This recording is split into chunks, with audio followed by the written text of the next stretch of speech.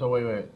Let's make sure we're right. So the story has nothing to do with being self-taught, right? Yeah, I just truly believe you can. I think as any individual, we're stronger than our surroundings. I really do.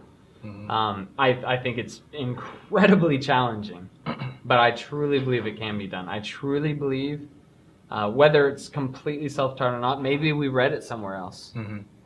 And we then fed off of that. But I don't believe that we have to go with whatever the society's idea is. Right? Yeah, the idea is that while you may be taught racism, you can teach yourself tolerance. Yeah. That's what and that's the whole thing. Tolerance being self-taught is what we're talking about. We're in the context of if you are taught to be a racist by your environment, can you break away from that and teach yourself tolerance to truly be tolerant? Because there's some people that'll control it. There are people that would be like, well, I'm not going to say that sort of thing because that appeers racist. But deep inside, they're still racist. Still like, right, or whatever. But then to actually like take it and say, well, just if nothing else for the reason of logic, that if you really look, we're all similar. We're all people. Everybody bleeds red or that sort of thing. That is hard. I think that's very hard to really break down, because you always got it. Because if you grew up that way, you've always got that. See, and that's the type of conversation we want to have. Well, and that's where I was asking about the whole thing on tolerance, because I look at it as kind of like how we were talking about, the tolerance of whether it's racism, religion, whatever. Can you go without pushing your judgments on someone else, maybe? And that's when you were saying, you might still have those feelings, but you can at least be tolerant of them. Yeah. I mean. And that's true. That's tolerance. Yeah. And that's where I wanted to make sure I was understanding itself, what the question was. when we're talking about the language of it, tolerance itself doesn't necessarily suggest that you don't think those things. No, you just put up with it. You just deal with it. That's the way I those wordings are mine, but you okay, put well, up with it. I'm getting on the same page. Right. Okay, is that what you're saying now? And I'm just trying to make sure I'm understanding it. Because I'm definitely, it's certainly a difference, because where I'm from a smaller town, and it's seemingly can be very racist. You have blacks and then you have whites. Yeah. I mean, there's intermingling, but there's still that inside. Very obvious. It's very obvious, right? It's like you tolerate it. And that's kind of where we were going with it. Is that taught? Can you change that mindset? Can you do it on your own? Is it about the people you hang with? And again, if we're using the word tolerance, I mean, I think anyone can learn just to sit there and deal with it. To change their beliefs, that's a different, because that's belief in. Now, if we're going to get into the specifics, beliefs and tolerance, those are two totally separate. Because that's what he was. If I'm understanding again, I don't want to ever say something he didn't say, but he was saying, you might feel it, but you might not act upon it.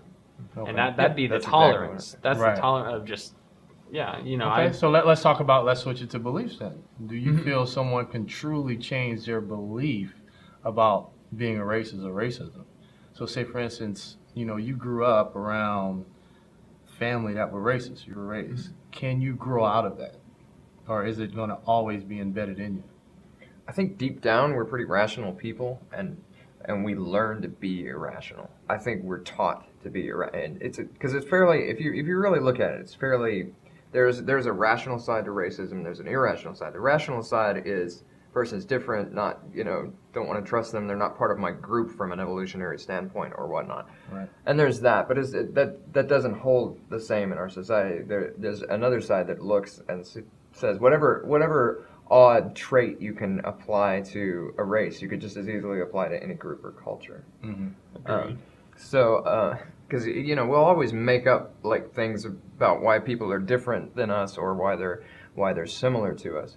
But belief-wise, when you got that and that's in your head, I think you have to learn again. You have to have constant examples, because generally, as rationally, even kids, when kids are learning their rational things, even if it's only, well, my dad says that these people are like this, you'll still look at it.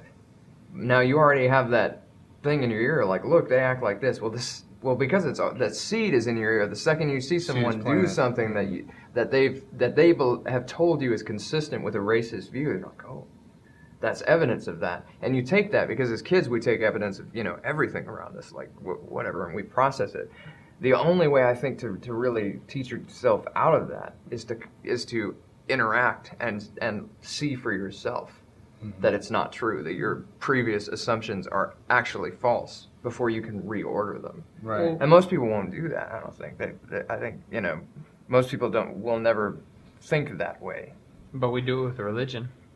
People change religions. You can be raised one way your entire life, and there could be one thing that happens, one thing that occurs that makes you question it. The moment you question it, everything that's been taught. Now, for the rest of your life, you still might remember what you were taught, but you don't have to now believe it anymore. You still remember it. You remember being told, but that can change. And I mean, you do have that. I have met people, and especially, let's say we're in an environment like college and we have every race that there is. And UNT, it is great because it is such a mix. It has so many international and all this stuff. Multicultural. Oh yeah. And like my wife and I, we would go to all these different multicultural dinners, this and that. And people would come there and they're like, when we came here, we thought y'all were going to be like this. We thought you were going to be like that. We were told our entire life that this is how people act. But yeah, I mean, if we can change our religion, which is kind of one of our most core things, right? Then yeah, we can change. And think about it, religion to me, I view religion as being kind of somewhat originated geographically. Well, not kind of, somewhat, because think about it is somewhat. If you were born in the Middle East, you're Muslim. Yeah, most likely. If you're born in the Asian continents, you're, what is it? You may be a Buddhist. There are a couple, or they're South American, Catholic, right? And yeah, it's so North. So my point is this: who's to say you're right and I'm wrong, right? And why should I not tolerate your beliefs and really more or less respect your beliefs, but yet still believe in what I want to believe in? Well, that brings up a whole new thing: respect. I mean, it does. So, I mean, this conversation, it could veer off in many different directions. But going back to tolerance, that's why it's more important than ever to be able to tolerate others' beliefs and others. I think without tolerance, you severely limit yourself in today's world without being able to practice tolerance. You do, because who's going to want to talk to the person that can't at least sit there? Only people of like mind, exactly. which are increasingly smaller in number.